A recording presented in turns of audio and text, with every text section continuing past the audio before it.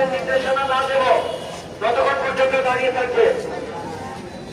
আমাদের বিদায় প্রধান শিক্ষক জনাব কামরুজ্জামান স্যার এখন আমাদের দ্বিতীয় পর্বের অনুষ্ঠান শুরু হবে অডিটোরিয়াম রুমে। এখন অডিটোরিয়াম রুমে দিকে আমাদের স্কাউট দল গানের বর্ডার দিয়ে গুটি গুটি পায়ে উনি হেঁটে চলে যাচ্ছেন। এটাই হচ্ছে ওনার জীবনের আজকের দীর্ঘ 4টি জীবনের হচ্ছে শেষ পর্যায়ে। আজকে তার কর্মজীবন শেষ।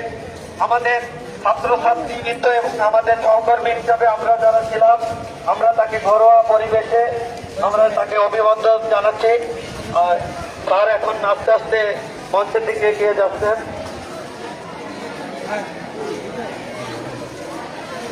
আমাদের